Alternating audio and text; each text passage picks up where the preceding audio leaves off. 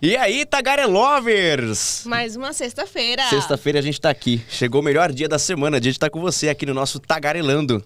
Exatamente. Então, vamos lá, se inscreve, ativa o sininho, faz tudo aquilo lá que a gente sempre pede. É uma humilhação, mas assim... Faz parte, precisa, né? Gente? Compartilha. Podcast de baixar ainda. Curte. Aliás, a gente pede, mas a gente tem que agradecer muito, porque o que nós estamos conseguindo aí de visualizações, né? O pessoal acompanhando a gente nas redes sociais, a repercussão tem sido muito incrível. Então a gente quer agradecer demais, porque é um carinho muito grande vindo daí. E pra gente é um prazer imenso poder estar na sua tela, onde quer que você esteja, né? E hoje o papo tá... Meu Deus, ela é especialíssima. Ela é especialíssima. A gente fala isso, mas assim, é porque... Ela é, e eu vou falar uma coisa. Sabe aquela mulher assim que não foge da briga? Que não tem papo na língua? É aquela coisa assim, olha, eu tô quieta na minha, mas se me pôr na confusão, eu não vou fugir. Eu tô tenso. Então vamos lá. Bora tagarelar que ela já tá aqui. Vamos lá, gente.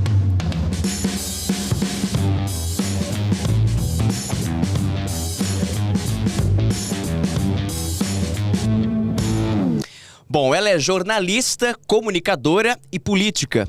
Em 2018, foi eleita a deputada federal, a mulher mais votada da história do Brasil para o cargo, com mais de 1 milhão de votos. Foi braço direito de Jair Bolsonaro, foi também líder do governo na Câmara dos Deputados, mas no meio do caminho aconteceu alguma coisa, e eu vou perguntar o quê? Essa relação acabou se esfriando e depois o namoro acabou terminando. Tô chamando de namoro porque a relação era muito próxima. Depois, em 2020, ela tentou ser prefeita de São Paulo, a maior cidade do país. Acabou ficando em 7º lugar com menos de 100 mil votos. Na disputa pela reeleição, ela acabou vendo os votos se derreterem um pouco, porque Joyce Hasselmann, que é a nossa convidada de hoje, teve pouco mais de 13 mil votos, uma diferença grande em relação à primeira eleição dela. Joyce Hasselmann, seja muito bem-vinda. Seja muito bem-vinda. Lucas. Começou queimando meu filme. Imagina. Braço direito de Bolsonaro, já começou queimando meu filme. Não gostou, Joyce? Não, mas eu fui. Mas é verdade, foi, não? Eu fui. Você sabe que... E essa coisa de perder um pouco de votos, eu tomei um pau na eleição passada, né? Vamos falar sério, assim, bom, no português bem correto, eu tomei foi um pau na eleição passada, mas são escolhas que a gente faz, às vezes, para manter espinha ereta, o coração tranquilo e a dignidade, a gente abre mão de muita coisa. E eu começo esse podcast reclamando de vocês. Ixi. Porque vocês pegaram as câmeras no meu pior ângulo. Eu odeio esse perfil.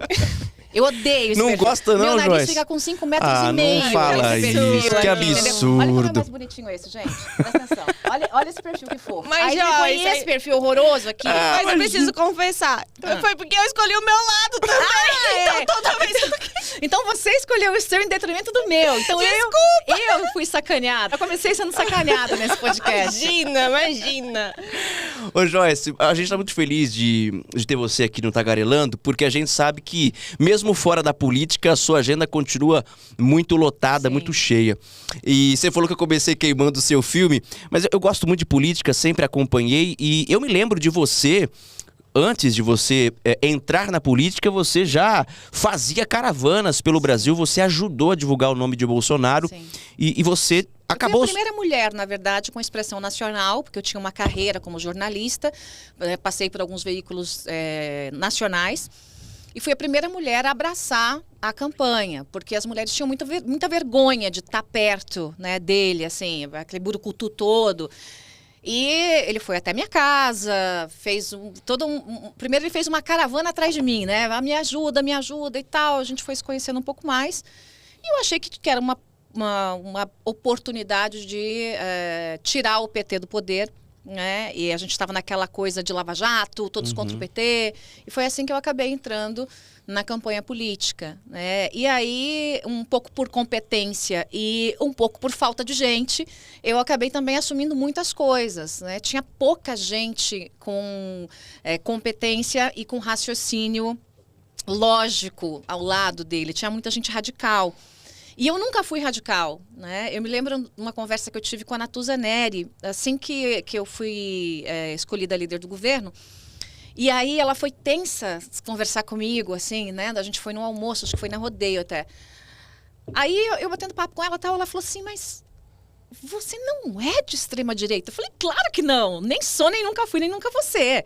E nem nunca quis ser. Nunca. Ela falou, você é de centro-direita? Eu falei, sim, eu sou de centro-direita. Ela falou assim, mas eu achei que... Então, por eu ter uma proximidade com o Bolsonaro e por eu ser líder de governo, as pessoas associavam, muitas vezes, as atitudes dele a mim. E nós somos duas pessoas completamente diferentes. Você se considera a criadora do Bolsonaro? Porque quando você estava em Copacabana, você conta essa história, né? Que você estava lá fazendo uma caravana. O Bolsonaro estava lá de bermuda e chinelo, não era ninguém. No chão, Zé Ninguém. E você chamou ele, e aí ele fez o discurso e se tornou quem era. E que chamavam já ele de mito pelo apelido que era Parmito. Parmito. Que não era por ser mito, nada, coisa que essa nenhuma história que você foi eu fala. que contei, porque assim, mito, aí eu contei e o pessoal ficou chocado. Falei, mas é sério? Eu falei, é sério, gente, não tem nada de mito, é Parmito, porque ele tem umas canelas brancas compridas e era chamada de Parmito. Ele era chamado na época do Exército. E aí por isso que ficou, ô Mito, vem cá, Mito, no Exército. Você acha que então, você foi a criadora do Bolsonaro? Não, a criadora é muita coisa. Seria muita responsabilidade nas minhas costas e eu teria que fazer uma penitência eterna. Então, assim, não, criadora não. Mas, de fato, eu ajudei muito no começo. Me arrependo de muitas coisas, de outras não. A gente estava realmente num momento em que eu acho que o país precisava de uma virada. Como analista de política, que é o que eu sempre fui, eu vi que o Alckmin não ia empolgar. Porque a gente estava num fla-flu, como foi a eleição agora passada. Então, a gente precisava de alguém que polarizasse com a esquerda. Né? E assim, nunca se imaginou, quer dizer, nunca passou pela minha cabeça que pudesse ter alguém tão ruim ou pior do que o que estava no poder, que no caso a Dilma. Né? Que o Bolsonaro foi tão ruim quanto a Dilma no aspecto diplomático, né? Em vários aspectos. Até na economia a gente conseguiu salvar alguma coisa. O Paulo Guedes fala um monte de besteira, mas conseguiu salvar alguma coisa. A gente conseguiu fazer muita coisa pelo Congresso. Então, eu, enquanto líder, no primeiro ano, consegui aprovar a reforma da Previdência. Então, a gente conseguiu, no primeiro ano, entregar. Depois não entregou mais nada. Aí virou uma bela de uma porcaria, porque daí só começaram a pensar em reeleição. Mas naquela época era muito difícil você imaginar que tivesse alguma coisa tão ruim quanto a Dilma. Então, e o Haddad era o quê? Era o braço da Dilma, né? Era o braço do Lula, era o braço do PT. Então, que aliás tem me surpreendido, ele tem feito coisas até positivas, assim. Eu continuo a crítica que sou à esquerda, a essa esquerda petista, né? Não acho que tudo que a esquerda pensa é um horror, acho que tem coisas que podem ser aproveitadas, né? Como alguém de centro, eu acho que você aproveita coisas da direita e coisas da esquerda. Mas o Bolsonaro foi uma grande decepção, infelizmente. Se a gente tivesse enxergado no Geraldo Alckmin, aquela época, né, pelo PSDB, o homem que ele é, que eu acho que a única coisa boa do governo Lula é o Alckmin, né? Então, eu acho que se a gente tivesse enxergado o Alckmin e tivesse colocado o Alckmin na presidência, o Brasil estaria em outro patamar. Ô Joyce, e como é que você avalia hoje e como você avaliou na época a aliança Lula-Alckmin? Porque isso era algo inacreditável, impensável. Ele estava em coma, acordou e falou o que aconteceu. Gente, vocês se lembram? As disputas, né? Ou a disputa de Alckmin com o PT sempre foram muito acirradas, como sempre foi PT e PSDB. Mas nós temos... Na verdade, foi mais acirrada a disputa PT-PSDB que PT e Alckmin, porque o Alckmin é uma flor, né? O Alckmin é um cara muito... Ele é o centro. Ele é o equilíbrio. Né? Ele é o equilíbrio, né? Eu só vi uma vez na vida que eu vi o Alckmin sair do prumo, que foi numa briga com o Major Olímpio. O Major Olímpio pegava muito no pé dele. Saía com aquela caixinha de som atrás do Vergonha! Alckmin. Exatamente. Que foi quando o Alckmin chamou o Major Olímpio de maçaneta do Palácio. Falou assim, você é maçaneta de quartel, maçaneta do Palácio. Os dois bateram boca ali e tal. Saudade do Major Olímpio. Realmente, ele faz muita falta na política. Ele era um cara autêntico, de direita, assim, honesto, né? Um cara que faz muita falta. Mas o Alckmin nunca foi de polarizar muito com ninguém. O PSDB polarizava, né? Quando eu vi a notícia de que ele ia juntar com o Lula, eu tive essa sensação. Falei assim, gente, eu fui para a Lua, eu morri, fui congelada e eu voltei. Assim, alguém me... Criogenia, alguém me descongelou, alguma coisa aconteceu, porque não é possível um negócio desse. Impensável. E assim, eu fui muito contra. Eu cheguei aí no apartamento do Alckmin. Eu fui no apartamento dele, porque quando ele estava naquela briga com o João Dória, porque ele queria ser governador, candidato ao governo de São Paulo, e o João estava batendo o pé que tinha que ser o Rodrigo Garcia, e fez tudo e mais um pouco e acabou sendo o Rodrigo e tomaram um pau também na eleição, porque decidiram errado, né? Se tivessem colocado o Alckmin como candidato ao governo de São Paulo, ele seria governador, ia ganhar no primeiro turno, ia dar um show de bola e a história seria outra. Mas o João Dória, que é meu amigo pessoal, tô falando aqui do político, João Dória errou. Fez uma grande merda, essa que é a verdade. Desculpa a expressão, mas é isso. Nesse caso, fez uma grande caca, né?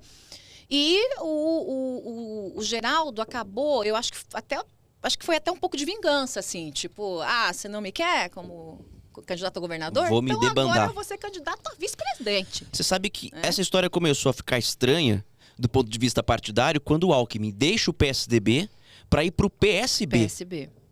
Ali eu já percebi uma movimentação meio Estranho. esquisita, né?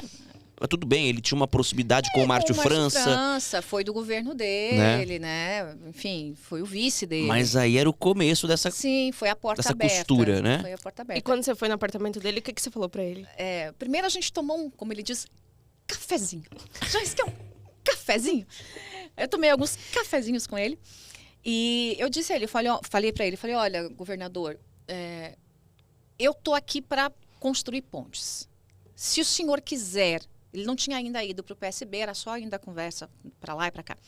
Se o senhor quiser, eu estou autorizada pelo João Dória, porque eu falei com o João Dória antes, a tentar reconstruir essa ponte entre o senhor, o PSDB, o João Dória, e vamos tentar pressionar para que o senhor seja o candidato. E se o senhor quiser, porque na época estava uma história de eu ser candidato ao Senado e tal. Se o senhor quiser a vaga de Senado, eu abro mão imediatamente, porque jamais disputarei com o senhor nada. O senhor tem a legitimidade. E aí ele conversou muito comigo, ele pegou a ficha da criação do PSDB e me mostrou a assinatura dele. Se eu não me engano, é a 10ª assinatura ou 12ª. Está entre as primeiras ali. Ele falou assim, olha, Joyce, eu fundei o PSDB. O que estão fazendo comigo é algo absolutamente imoral. Eu ajudei a construir esse partido, está aqui a minha assinatura. E eu não consigo ser candidato pelo meu partido. Então, você fique tranquila, se você quiser ser candidato ao Senado, eu voto em você. Mas eu não, ao Senado eu não vou, eu quero governo. E não existe reaproximação se não for nessa condição. Então, nós nos despedimos, ele foi muito gentil. Eu me lembro que eu estava no apartamento conversando com ele, daqui a pouco chega a dona Lu de roupão. Ela estava nadando no prédio, né? Tem uma piscina lá, ele estava nadando no prédio. Aí ela subiu, oi, tudo bem e tal, Joyce? Aí ele gentilmente me levou até meu carro, ele muito querido, cumprimentou meu motorista. Eu estava escoltada na época, ameaça de morte, aquela coisa arada toda que eu enfrentei, que graças a Deus passou. Cumprimentou todo mundo e seguiu o caminho dele, né? O PSDB errou muito. Eu saí do PSDB, né? O PSDB errou com muita gente. Então, tanto que viu também sua bancada ser reduzida a pó. O né, PSDB virou um partido nanico. Nanico, de grande polarizador com a esquerda, do PSDB que tocou o país por 8 anos. Né, do São Paulo por muito tempo. São Paulo por praticamente a história recente inteira. Mais de 20 anos? Né, mais de 20 anos. Virou pó por escolhas erradas, né, de seus próprios caciques. Então, infelizmente, eu não sei o que vai ser do PSDB. Você citou o Dória, que você tem uma relação com ele. Uma vez você falou que a candidatura perfeita para você, a aliança perfeita, seria o Moro e o Dória. Você ainda acha isso? Não, assim, mas seria melhor do que tá. Né? Porque assim, o Alckmin, você quer o Dória ou quer o Lula? Eu quero o Dória. Você vai votar no Lula ou vai votar no Dória? Dória, desde criancinha, né? O Moro, eu acho que se desgastou muito com a questão da Vaza Jato, né? Tem coisas ali que, assim, eu sou biógrafa do Sérgio Moro, né? O livro que está nas bancas do Moro foi eu que escrevi. Só que da biografia para cá, teve muita mudança, assim, algumas coisas que também me decepcionaram. Mas tudo bem, ele não é um super-herói, ele é um ser humano e cometeu erros técnicos que fizeram com que, infelizmente, né, muitos criminosos da Lava Jato saíssem pela porta da frente. Porque ninguém disse que fulano, beltrano ou cicrano não cometeu crime. No caso do próprio Lula, ninguém disse, não, os crimes não foram cometidos. Né? O que o Supremo disse tem coisa errada aí, teve combinação de justiça com o Ministério Público, tal, então teve vício de iniciativa. E não lá o problema da finalização, de realmente ter crime de corrupção e tal. Então, isso é uma coisa que, inclusive, pode voltar a ser discutida a qualquer momento. Até porque teve o TRF referendou a decisão do Moro e depois o próprio Supremo referendou. E depois cancelou. Então, acho que o Moro errou nessas coisas. Acho que ele tem errado também dentro do Congresso. Não vejo ele liderando uma bancada anticorrupção. Mas não acho que ele vai ser um senador ruim. Acho que ele será um bom senador. Acho que ele precisa aprender. Ele está verdinho. Sabe, chegou verdinho demais? Sim, e eu percebi isso também durante todo o período eleitoral ou pré-eleitoral, quando Moro chegou a ser pré-candidato a presidente, o tanto que ele desidratou, né, Joyce, antes mesmo Sim. de se bater o martelo no nome dele. Ele tropeçou nas próprias pernas. Não precisava ninguém botar nada no caminho dele. Ele mesmo foi Ele não tropeçando. soube, na minha opinião, fazer a articulação política, que é o que você falou. Uma coisa é o cara ser juiz de direito, a representatividade que ele teve na Lava Jato.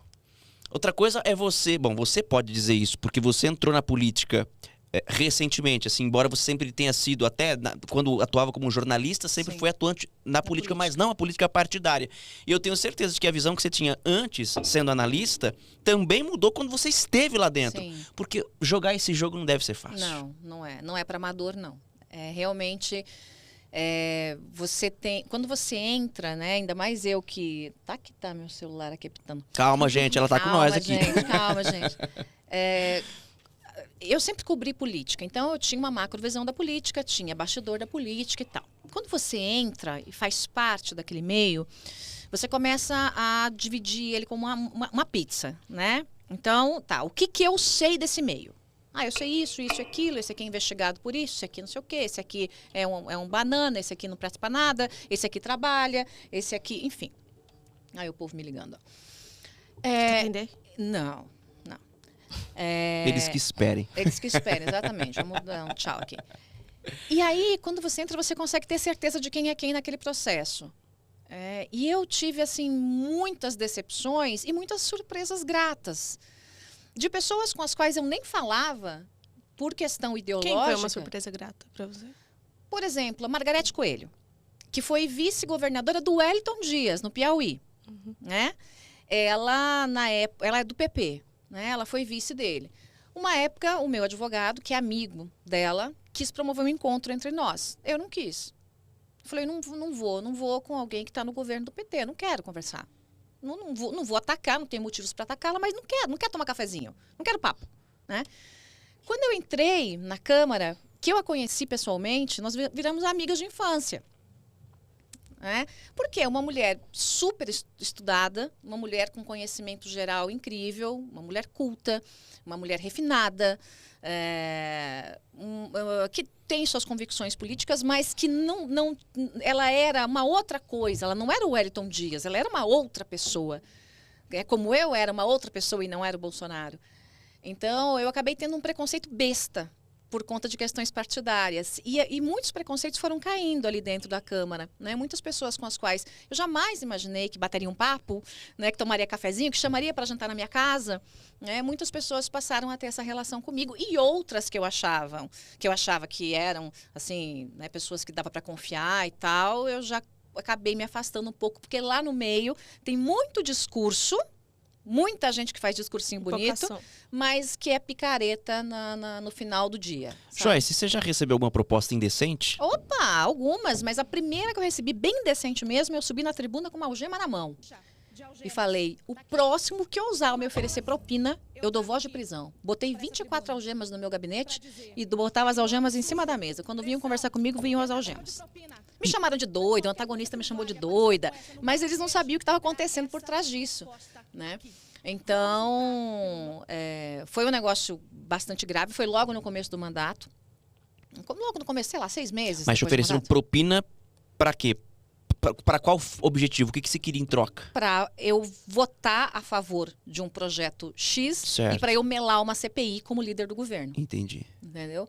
E aí eu fiz isso, subi na tribuna, esse vídeo tá aí na internet, com a algema na mão, e a partir dali, não sei por que ninguém mais quis me Não oferecer teve mais. propina.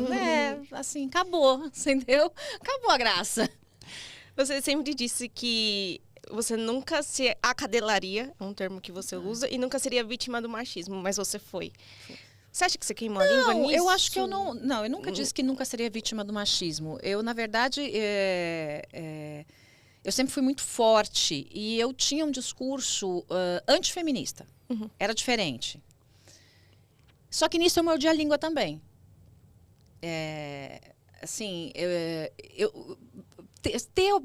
quando eu falava, né, eu não tenho medo de machista, tal, eu não tenho medo de um homem machista. Um homem machista eu dobro no meio e boto no bolso. Mas eu não tive um homem machista me atacando. Eu tive uma estrutura de governo inteira me atacando. Eu tive o Palácio do Planalto por 3 anos, com o gabinete do ódio me atacando, com todos os deputados que faziam parte do governo me atacando, com os senadores me atacando, com os deputados estaduais me atacando, com os vereadores. Né? Vários levantamentos foram feitos, de estudos por universidades seríssimas, que mostraram que eu fui a pessoa política da história mais atacada. Então, não era assim o machismo. Esse machismo eu tiro de letra. Se alguém fizer gracinha comigo, né? Então, assim, por que eu tiro de letra? Eu digo que eu tiro de letra. Porque eu já apanhei muito na vida. Esse couro aqui é duro. Assim, eu não nasci em berço de ouro, não sou filha de papai e de mamãe, né? Tive que lutar muito na vida. Vim de um lar machista. Então, tive que aprender a me defender desde cedo dentro de casa, né? Morei num lugar machista, o interior, né? O Sul tem isso, né? Do interiorzão, de ter, né? O marido mais machão, aquela coisa toda. Agora, eu não convivi com um caso, né, de machismo. Assim, por exemplo, meu marido nunca foi machista comigo e não teria chance de ser. Não teria chance, não é nem doido. Agora, foi uma coisa muito diferente o que eu sofri. Agora, entrando na Câmara e vendo como as mulheres sofrem ali dentro com o machismo, que existe de fato um machismo estrutural tão grave, eu mudei radicalmente a minha posição. Né? Aí, esses tempos me perguntaram, você é uma feminista de direita? Pode ser, eu acho meio besta isso, feminista de direita e de esquerda. O que eu posso dizer do movimento feminista é que ele não é um só. Então, eu não sou, por exemplo, uma radical de nada, né? Mas que, por exemplo, vai para Paulista fazer manifestação, vai arrancar blusa, vai não sei o quê. Não, isso não me representa. Não me representa. Agora, qualquer luta pelas mulheres, qualquer luta para colocar mais mulheres na política, qualquer luta para colocar o poder na mão da mulher, para que ela assuma mais espaços de poder dentro e fora da política. Eu dei um curso sobre isso, estou dentro. Tanto que eu dei um curso gratuito, né, ano retrasado, para mulheres, para prepará-las para a eleição. Então, eu peguei 500 mulheres, dei esse curso gratuito, várias saíram candidatas, justamente porque existe, sim, um machismo estrutural que a gente só sente, assim, porque falar é uma coisa. Quando está lá. Quando tá lá. É uma coisa absurda. Pra você ter uma ideia, no Senado, até 2016, não tinha banheiro feminino. Caraca. Não tinha banheiro feminino. Então, aquilo foi construído para homens, não para mulheres. E aí, em 2016, as mulheres do Senado, as senadoras, fizeram um rebuliço para que no plenário tivesse um banheiro. Gente, como que fazia? Tinha que ser correndo. Tinha que ser correndo pro gabinete. Os banheiros eram apenas nos gabinetes. Que absurdo. Deixava uma votação lá e... Exatamente. Já teve casos, né, de senadores me contarem essa história, que para esperar uma senadora X ou Y ter que ir ao banheiro e voltar, ele começava a pegar o regimento interno e chamava, chamar o artigo tal do regimento tal para conseguir esticar a sessão, para dar tempo da senadora ir até o banheiro e voltar. Que absurdo. É surreal. Deus, é louco. É surreal. Eu nunca imaginei isso. Século XXI, Isso foi uma das coisas que eu pesquisei para esse curso, que foi muito bacana, esclareceu muitas mulheres, assim. Ô, Joyce, agora sim. Tem mais água quente ali? Tem. Que eu vou tomar mais um chá. Tem sim, vamos lá. Fica à vontade. Pode me dar aqui que eu me sirvo. Joyce, eu quero saber o seguinte. Pode rosquear a tampa, senão vai sair por aí. Não sei qual é o problema. Será Sai que por dá? aqui. É que vai sair mais devagarzinho. Não tô com pressa. Aí. Joyce, conta pra gente, não esconde absolutamente nada. O que aconteceu entre você e Jair Bolsonaro? Quando foi que você viu que era o momento de desembarcar do lado dele, da caravana do Bolsonaro. Eu queria... Houve um estopim. Você falou assim, não dá. Porque você viajou o Brasil falando de Bolsonaro, Sim. e aqui você também teve uma votação expressiva em 2018, também pela onda bolsonarista, Sim. né? Não tem como dizer que não. Só que essa relação, esse namoro, eu achei que durou pouco. Porque depois eu vi os filhos do Bolsonaro acabando com você e você falando dos filhos. E o próprio presidente falando. Eu falei, o que aconteceu? Eu sempre tive isso na minha cabeça. Alguma coisa aconteceu. O que foi? Aconteceram várias coisas. A decepção começou na transição já. Já na transição.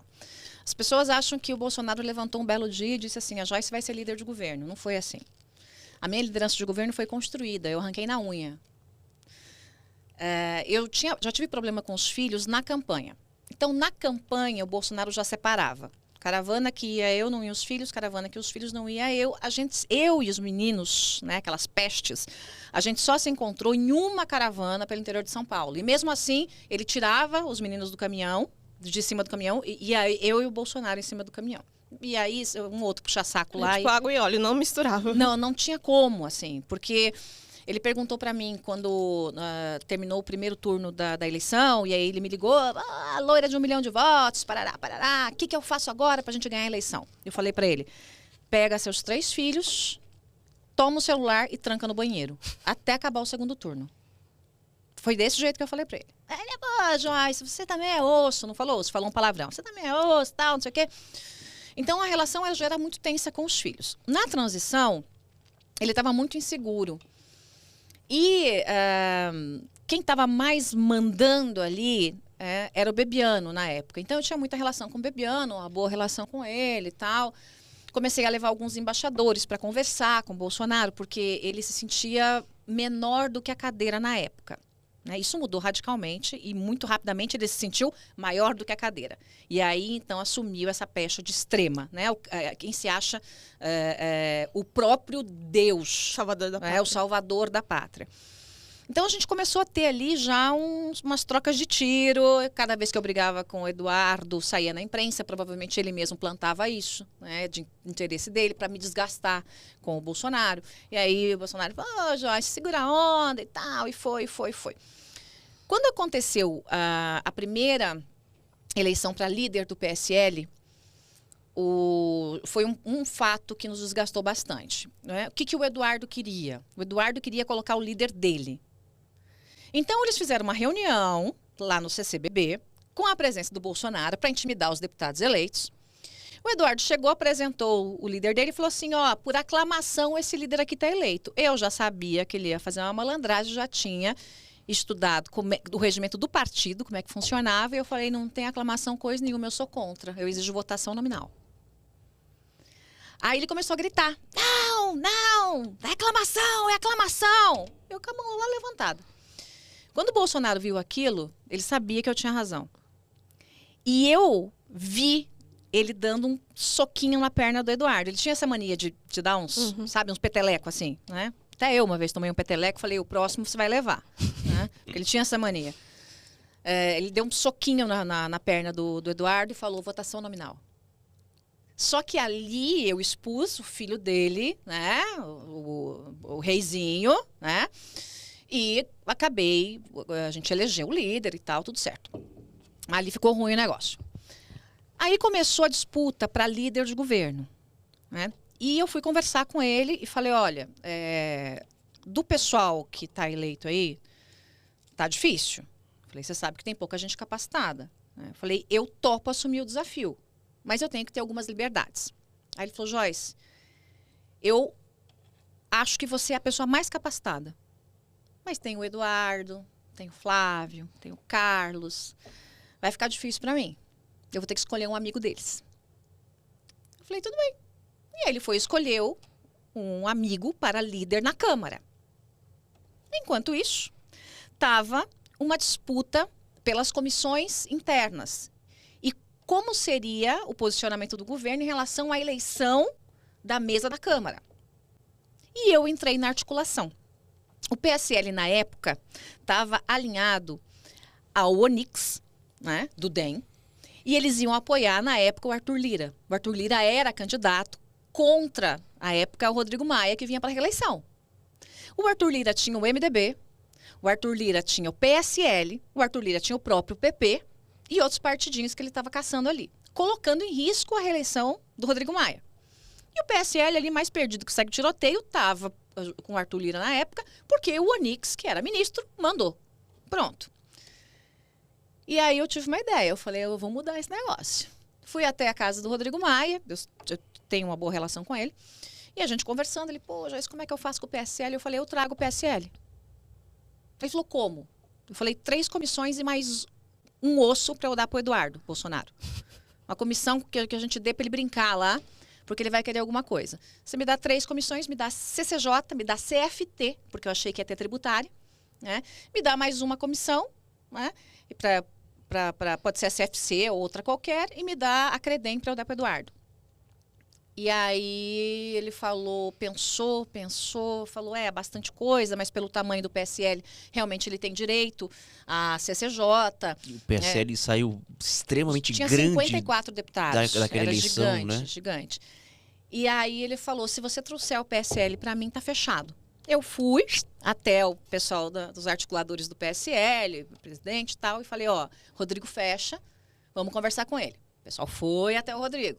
Fechamos o acordo e ele ficou um pouco impressionado com a minha capacidade de articulação, né? E aquilo ficou guardado, né? Continuou o Arthur Lira, candidato, o Baleia do MDB, junto com o Arthur Lira. Olha como a política é doida, gente. Junto com o Arthur Lira, não, o MDB tá junto. E aí eu falando com o Rodrigo, como é que fica MDB? Como é que fica MDB? Não, MDB não vem. Aí promovemos uma conversa, Baleia e Rodrigo Maia. E aí o Baleia falou, antes eu liguei pro Michel Temer, liguei pro presidente Michel Temer, o Rodrigo tem suas questões pessoais lá com o Temer, eles não se bicam muito bem. Aí eu liguei pro Michel Temer, nossa, até minha assessora tá ligando, deve estar acontecendo alguma coisa. Meu Deus. E falei, presidente, o senhor nos ajuda a trazer o MDB para a candidatura do Rodrigo? Ele falou, Joyce, é difícil, o Baleia é difícil, tal, mas eu vou tentar. E aí o Baleia fez um pedido, que era o mesmo pedido que eu tinha feito para o Rodrigo. Eu falei, eu quero as comissões, mas eu quero assumir a CFT. Porque a CCJ, o presidente do partido, já tinha prometido para outra pessoa. Eu falei, eu não vou furar o olho de ninguém. Me dá a CFT, que eu cuido da tributária. Muito bem. Só que foi o Baleia e pediu a CFT. E o Rodrigo Maia não sabia o que fazer. Eu já vou terminar. Essa história é longa, mas já vou terminar. Não sabia o que fazer, tal. Falou comigo. Falou, Joyce, a CFT é tua, minha palavra é uma só e tal, e paciência, vamos sem o MDB. Aí fui para casa, tal, num sábado eu ligo para ele, mando mensagem. Falei, onde é que você tá? Ele, tô na casa, na residência oficial. Falei, tô indo aí. Fui lá. Falei, Rodrigo, dê a CFT e traga o MDB. Aí ele falou, como? Você vai abrir mão da tua comissão? Eu falei, vou abrir mão da tua comissão. Aí ele falou para mim, então você vai ser líder da maioria. Eu falei, fechado, eu sou líder da maioria. Ali a gente fechou liderança da maioria, que quem manda é o presidente da Câmara, quem decide é ele, pronto, acabou. Porque é a maioria que decide, mas é tudo mentira, é ele que decide, né? Aí a história é essa. Só que nesse ínterim, eu de novo na casa dele, chegou o Davi Alcolumbre. E foi na época em que o Bolsonaro estava brigando com o Bibiano. E eu dei um esporro no Bolsonaro por telefone. Eu falei, você tá louco? Como é que você age com alguém aliado de primeira hora dessa forma? Como é que os aliados no Congresso, os futuros aliados, vão pensar? Eles não vão vir nunca. Dei um pito de mãe, que dá em filho, que eu fazia muito isso com ele. E o Davi Alcolumbre ficou olhando aquilo e falou com o Rodrigo, essa menina tem que ser líder de governo. Você era a única que peitava ele. A única que peitava ele. A ponto de falar assim, aí né? ele falou pra mim, você é a única que fala com o louco assim. Ele falou desse jeito pra mim, Davi Alcolumbre. Você é a única que fala com o louco assim. Ele falou, eu renuncio à minha presidência se você não for líder do governo. E foram os dois juntinhos lá, o Davi Alcolumbre e o Rodrigo Maia, pedir para o Bolsonaro para que eu fosse líder de governo no Congresso. Como é que você nega um pedido do presidente da Câmara e do Senado? E aí foi assim que eu me tornei, fazendo muita articulação, líder contra a vontade dos filhos do presidente. E aí foi o estopim. E aí foi. E aí eu peguei a Previdência, fui trabalhar, peguei a Previdência, toquei a Previdência, comecei a viajar o Brasil inteiro e tal. Mas aí a relação com os filhos já ficou ainda mais tensa. Não, nem tinha. Nem tinha. Zero relação. Zero relação. Comecei a viajar o Brasil inteiro, então fazendo as palestras e trazendo gente para a Previdência e tal, e caçando voto. Aprovamos, que é uma maravilha. Quando eu aprovei a Previdência, eu sabia que já não ia durar mais, que a minha missão era aprovar a Previdência. Aí fiquei ali a gente aprovou mais 1 mês e meio, mais ou menos, o Bolsonaro me chamou e me exigiu que eu defendesse publicamente o Flávio nas ações lá dele. Estava na mão do Fux, ele estava com medo que o Flávio fosse preso. E eu, como dava entrevista todo dia, ele exigiu que eu fizesse a defesa do Flávio e eu me neguei. Falei, não vou fazer. Mas você vai fazer, não vai. Ali a gente rompeu, foi muito tensa a Foi conversa. ali mesmo? Ali quase saiu, foi quase tapa. Foi Sério? muito tensa. Ele foi dedo na agressivo. cara e tudo? Ele foi agressivo comigo, ele levantou, inchou o peito assim pra cima de mim. Eu levantei, cruzei o braço, pensei, é hoje que eu derrubo. Né? Já faço luta mesmo. Eu já faço luta mesmo, é hoje que ele vai pro chão. Então ele recuou. Isso quando no viu, gabinete dele? No gabinete dele. Ele recuou quando viu que eu não me intimidei. E você se negou porque não acreditava no Flávio? Eu sabia que ele... Picareta, de 5ª categoria. Aí eu disse pra ele, falei, ó, acabou a nossa relação, não dá mais. Eu falei pra ele, era uma sexta-feira. Falei, segunda-feira eu te mando uma carta entregando a liderança do governo e eu te ajudo a colocar um outro líder. Vamos fazer isso numa boa. Saiu na amizade. Eu vou limpar as gavetas nesse final de semana, vou voltar pro meu gabinete, segunda-feira eu mando uma carta. E tanto que o líder que ele escolheu foi o líder que eu tinha indicado para ele escolher no meu lugar.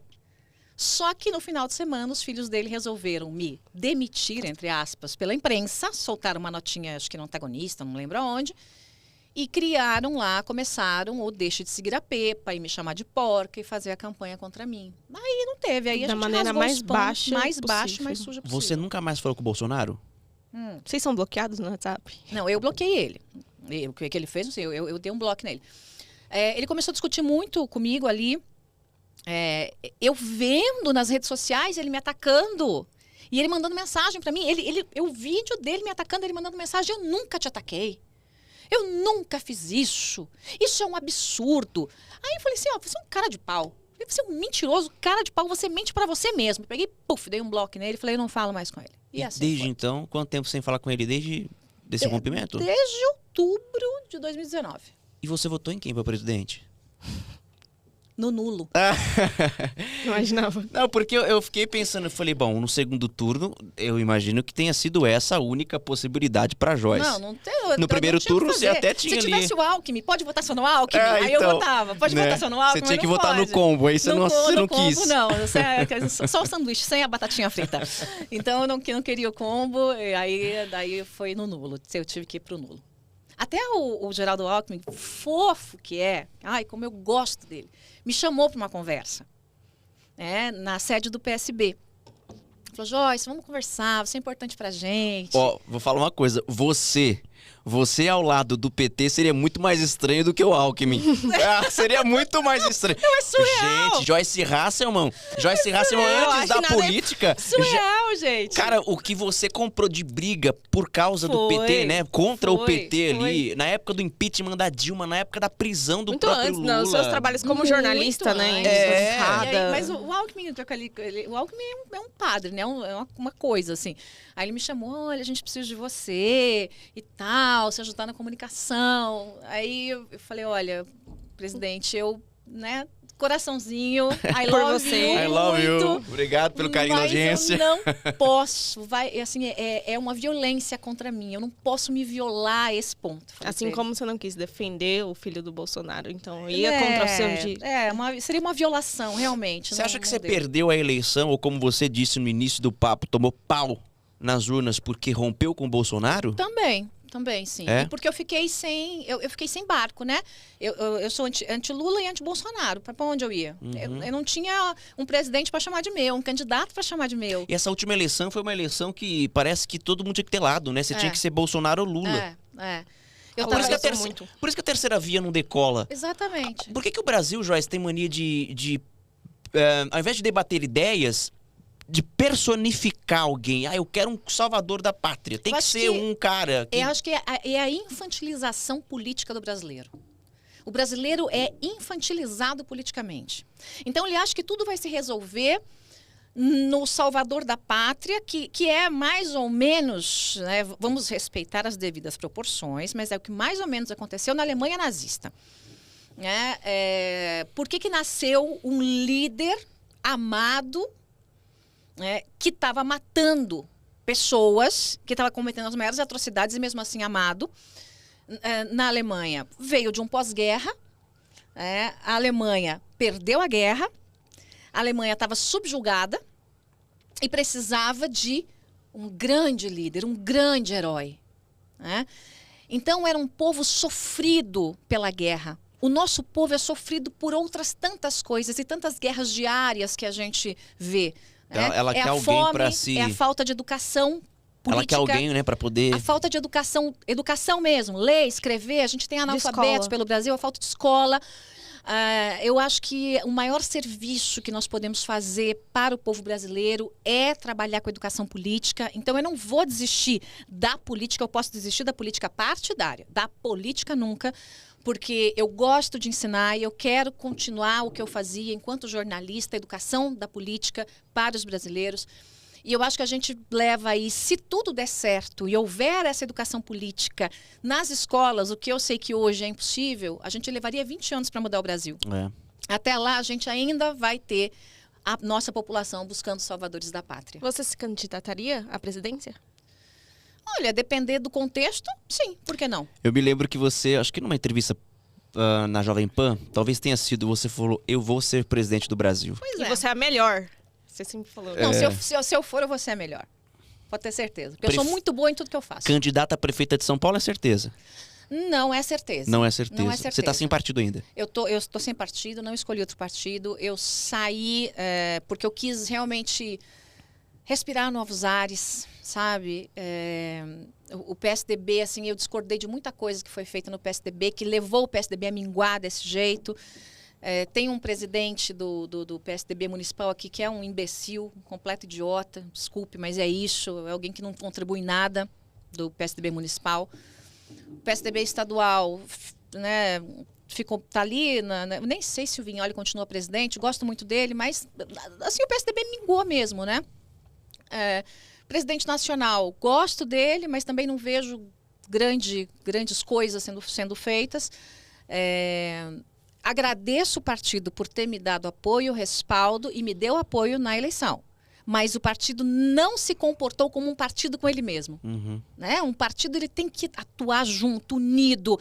Ele tem que ter uma linha. Você tinha ali Dória com uma linha, Bruno Araújo com outra linha, Eduardo Leite com outra linha, o Geraldo Alckmin, enquanto estava no PSDB, com outra linha. Parece que eram vários partidos dentro de um só, né? Samba do crioulo doido. Era o partido mais repartido que tinha. Nenhum era tão repartido assim. Era repartido.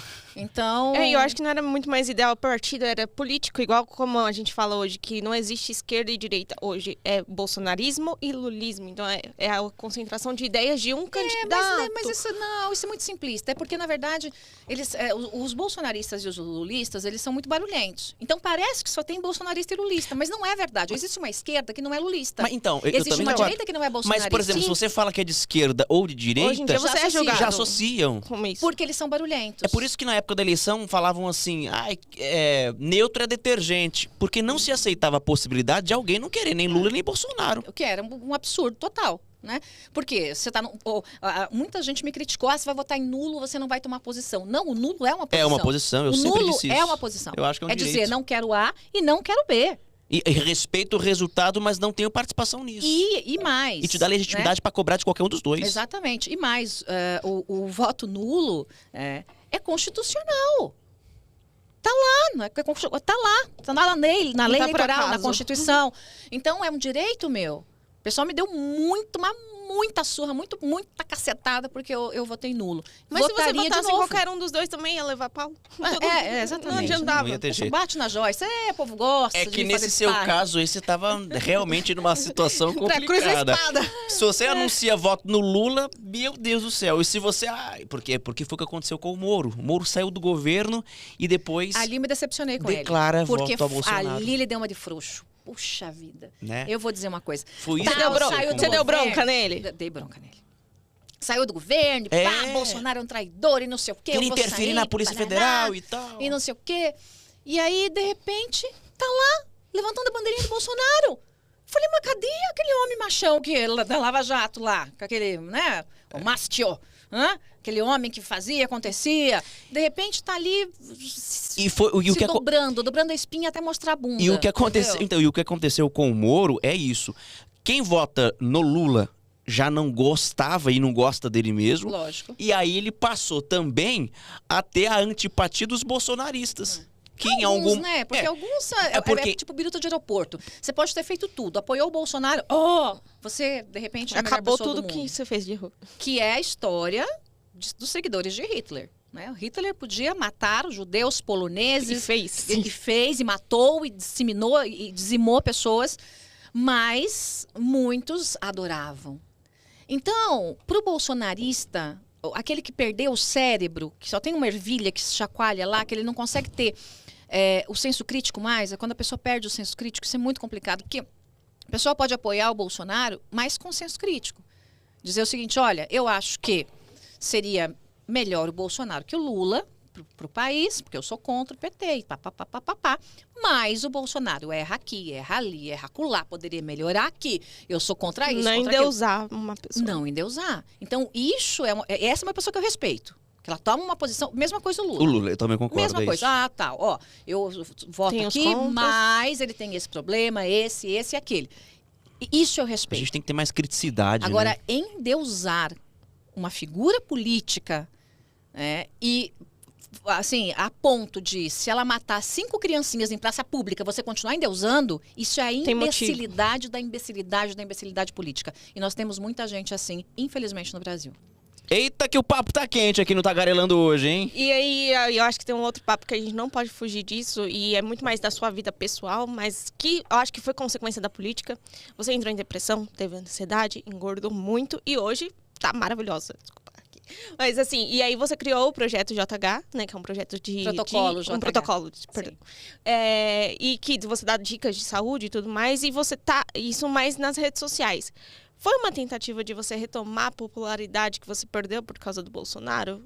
Não, até que não. Mas está acontecendo. Não foi para isso. Não foi premeditado, mas tá rolando. Mas está rolando. O que aconteceu? Eu passei por um período muito, muito pesado, né? Como eu disse, eu fui a pessoa mais atacada durante 3 anos, né? E assim, eu cheguei a parar no hospital. Eu tive um pico de pressão e, ao mesmo tempo, um sangramento intrauterino que me levou para uma UTI. Eu perdi meu útero. Então, para você ver o que eu estava aguentando, quanta coisa eu estava aguentando sozinha, quanta pancada, né? E o corpo sente. E o corpo sente. Você vai somatizando, Não, meu cortisol estava nas alturas, a ponto da médica dizer, eu não sei como é que você está viva. Não sei como é que você não infartou. Não tem como saber, né? E aí, eu na UTI, ouvindo aquele barulhinho insuportável do aparelho, bip, bip, eu tomei uma decisão. Eu falei, eu não vou entregar minha vida para esses canalhas. Porque é isso que eles querem. Eles querem me matar em todos os sentidos. Politicamente, como mulher, como pessoa, como gente. Eu não vou entregar minha vida a esses canalhas. E eu saí dali e realmente mudei o meu estilo de vida. E muito do que eu fiz, eu consegui emagrecer 24 quilos de gordura, cuidando de mim, e já criei um Instagram de bem-estar, porque eu comecei a dividir coisas com as pessoas e receitinhas e tal. E eu vi que muitas mulheres, assim, precisavam desse apoio. O bullying que eu passei nacionalmente, tem mulher que passa em casa pelo marido. Que é o marido chegando em casa falando, você tá gorda, você tá feia, você tá gorda. Eu não quero ficar com você porque você tá gorda. Né? O filho, mãe, você tá gorda. Né? Então, assim, muita gente me relatando isso. E aí eu comecei a dividir mais. Eu falei, gente, eu preciso ajudar essas mulheres. Claro que os homens também. Muita gente pergunta, só mulher? Tem homens também no protocolo. Mas eu acho que o homem sofre muito menos com isso. O homem sofre muito menos com isso. Né? Mas o foco são mulheres de qualquer idade, mas mais mulheres de meia idade, né? Das balzaquianas pra frente, 30, 40 anos. Eu acho que não dá mais jeito, que tá meio conformado. Que às vezes, assim, ela não tem dinheiro para, por exemplo, contratar um nutricionista, contratar um personal trainer, contratar um psicólogo, se você precisa de um, né? Mas ela consegue pagar, como no meu curso, menos de R$500, parcelado em 12 vezes no cartão, menos de R$50 por mês, para ter tudo isso. E mais o meu protocolo, né, que eu estou ensinando pessoalmente para essas mulheres. Começa agora, né? Quer dizer, quando rolar esse podcast, já terá começado. Uhum. Então é isso, eu decidi fazer isso para ajudar e acabou que virou uma febre e acabou que virou um negócio. Eu sou uma mulher empreendedora e tá dando muito certo. Sua vida tá melhor fora da política partidária? Tá melhor, tá muito melhor. Tá Principalmente muito psicologicamente. melhor. Tá muito melhor, sabe? Realmente, assim, eu não sei, eu sou um ser político e é provável que eu volte para a política, mas com outra cabeça. Com outra cabeça, totalmente diferente, assim. Eu realmente passei por um corredor polonês, assim, né? Pancada de todo lado. E amadureci muito, né? As pessoas perguntam para mim, quantos anos você tem? Eu falo 300. Porque eu amadureci demais. Viveu várias vidas em uma. Várias vidas em uma. Então, assim, provavelmente eu volte sim, mas com outra cabeça, com outra pegada, né? Até mesmo a linha editorial das minhas redes, eu estou dando um tempo agora para recriar essa linha editorial, né, que sabe, muita pancadaria. Eu acho que o Brasil está precisando de Paz. Mais paz Mais e menos tranquilidade, porrada. mais equilíbrio, né? Eu acho que sim. Ô, Joyce, eu posso pôr fogo no parquinho? Ponha. Vou pôr fogo no parquinho. Queria que você me dissesse, falasse pra gente, pra todo mundo que tá acompanhando o Tagarelando, o que é que tem de verdade e o que é que tem de mentira na história contada por uma ex-assessora sua, de que você teria feito a prática da chamada rachadinha e que parte do salário dessa funcionária seria para custear os seus gastos pessoais, envolvendo filha, né? Enfim, o que é que tem de verdade, o que é que tem de mentira, porque é uma acusação gravíssima, né? É uma acusação gravíssima, de verdade não tem nada, de mentira tem tudo, né? Foi de uma canalice, assim, porque, na verdade, essa moça, ela é casada com a pessoa que até então era meu melhor amigo. 20 anos de amizade, né? Alguém que me chamava de Joicinha, Joicinha pra lá, Joicinha pra cá. Moramos em Curitiba, passávamos quase todos os finais de semana juntos, entre casais, e ele tinha uma chácara com alguns cavalos, e a gente ia andar a cavalo, e quando eu fui ameaçada de morte, eu me escondi na casa dele. Era alguém assim, chegava até a ser puxa-saco, mas era um grande amigo. E para trazer para São Paulo como chefe de gabinete, né, eu tinha um gabinete de São Paulo, um gabinete de Brasília, um chefe de gabinete aqui, um chefe de gabinete lá. Eu trouxe ele, falei, não, minha extrema confiança. Da minha confiança, meu amigo, meu irmão, vou trazer ele, que ele vai cuidar de tudo. Não vou ter risco de ser roubada, não vou ter risco de fazerem sacanagem com o dinheiro da Câmara, não vou ter risco de pedirem ressarcimento do que não tem. Essas porcariadas que alguns deputados fazem, né? Então, trouxe na absoluta confiança. E junto veio o pacote, né? Essa mocreia que veio junto. Você não tinha relação com ela? Não tinha relação com Só ela com ele. e nunca quis ter, porque, na verdade, eu fui amiga da ex-mulher dele. Ah, tá. Então, como eles tiveram um filho e tal, o pacote veio. Não tinha o que fazer com o pacote, né? E aí ele pediu para mim, dá uma chance para Juliana, né? Vamos colocar ela aqui, deixa comigo. Eu dei uma chance para a menina, nomeei e tal, para um cargo importante, que era cuidar de todas as minhas contas. Conta de ressarcimento, conta de recebimento de salário, as transferências. A Câmara, ela tem várias contas, né? Então, tipo assim, o que eu recebo salário não é a mesma coisa da conta de ressarcimento e tal. Passei isso para ela. Todas as senhas das minhas contas pessoais, tudo. Hoje, o celular que eu tenho, que não é esse, que tem todos os aplicativos dos meus bancos e das minhas contas, pessoa física e jurídica, ficava na mão dela. Confiou plenamente. Tudo, plenamente. Só que passou 5, 6 meses, mais ou menos, ela só fazia bobagem, só fazia coisa errada, e eu chamava a atenção do Ney, chamava a atenção dela, né? Quando deu uns 5, 6 meses, mais ou menos, eu estava indo para uma viagem internacional com meu marido. Não, era 6 meses, porque era recesso parlamentar. E a gente indo para Viracopos, aconteceu que ela me fez perder R$34 mil, né? Como? Eu tenho uma briga judicial com a Veja por causa de uma marca. E a Veja conseguiu um bloqueio, limpou minhas contas e conseguiu o bloqueio de parte do meu salário. Então, o que eu fazia? Caía na conta salarial o que não estava bloqueado, eu já tirava de lá, transferia para minha conta ou botava na mão do Ney, ou meu marido botava dinheiro na mão dele, para ele pagar todas as contas e tal, e abastecer carro, essas coisas todas, né? E ele tinha um cartão de crédito meu. Acontece que houve um ressarcimento de R$34 mil em uma das contas, né? E durante 3 dias ela não mexeu, a Veja e tal, veio e pegou meus R$34 mil. Eu fiquei muito louca, porque a verba de ressarcimento é um dinheiro meu, que eu gastei do meu dinheiro e que a Câmara vem ressarcir o que eu gastei, né? Então tinha somado lá mais de 3 meses de ressarcimento. Gráfica, combustível, um monte de coisa. Tem coisas que eu nunca usei, tipo alimentação e tal, essas coisas nunca usei. Passagem, essas coisas. Muito bem. Fiquei brava, explodi com ela. Falei assim, ó, não quero mais. Falei, Ney, vou demitir, não quero. Ele chorou no aeroporto. Falou, Joicinha, por favor, deixe que eu cuido da Juliana.